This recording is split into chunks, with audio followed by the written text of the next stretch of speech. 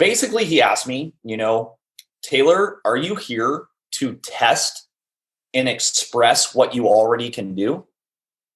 And I was like, and then his second question was, or are you here to expand and develop what you can't do? And basically, every single time I went to train with him, or we did a training session together, he would start the training session and he'd be like, Taylor, are you here to test what you can do? Or are you here to expand what you can do? And all of a sudden, that started to change everything right there. Because I was like, test and expand, like in the workouts seem exactly the same, but they're completely different. And then that led into, well, there's almost two types of ways we can think about making the human body stronger, faster, better. We can think about a gas pedal, like let's go and like kick ass. Let's throw down Murph. Let's do it for time. Let's go. Let's do it. Or those workouts where, you leave the Batman sweat logo and you're like, oh yeah, or Jocko Willips, like 4 a.m., in the morning, pay the man. I love all that stuff. If you know me, I'm the first to go out there and do it. But then there's another thing, is the parking brake. So when I talk about parking brake, we have psychological parking brakes, we have biological parking brakes, and we have technique parking brakes. If you think about someone who's trying to get bigger, faster, stronger, the first thing we do is say, okay, let's push our limits. Let's train. Let's push ourselves. Let's go. Let's give it everything. Let's push our limits, right?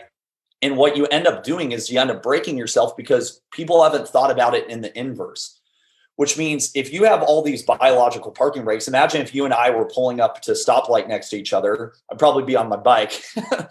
But let's say we're in two like Porsches. If you and I are going to race each other, the light turns green and we slam down the gas pedal. Well, what if your parking brake is 65% on? Is your first thought, I need to press down the gas pedal harder? No chance. And if it is, I think that you'd probably be lying, because even if you did, you'd be expending more energy to get less of a result in terms of forward progress. But yet, this is what I see in training, is people have a hip that's shitty. There's my quote, right? Your hips are shit. I tell very bluntly to people, and they're like, I know that. And then I'm like, so if you made your hip that's 43% awesome, 60% awesome, how could you perform worse? That's a parking brake you're taking off. And once again, that means you go into the gym with the thought of, I'm here to expand what I can't do or expand myself, not test myself. And unfortunately, most people are going about training and getting stronger by just going in the gym and testing themselves. And that comes down to even running, even the way they go about developing their energy systems, or just training in a nutshell. So everything changed for me when it said, are we here to test what we can do, or are we here to expand what we can do? And then it's more about the parking brake than the gas pedal. Now, if the gas pedal doesn't work, that's still a problem. If the engine can't put out power, okay, yeah. But you've got parking brakes on. If I ask you what your diet is right now, I'm probably not going to share it. If we break that down, you're going to get forward progress quicker by taking parking brakes off. And for most people, that's going to start at the joint level. But then we could get into the psychological level, which I know you guys know all the time, that people set mental barriers and, all that stuff.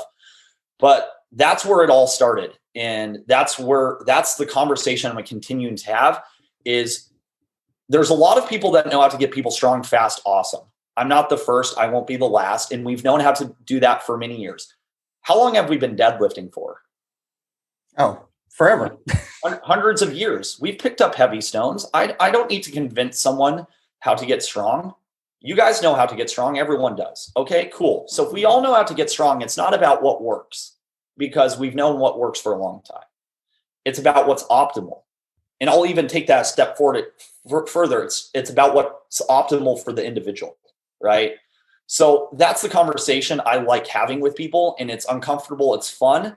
But generally, if I do it well, and hopefully Trent can speak to this, you're never the same after I have conversations with you, because I want people to shift the way they look about getting stronger.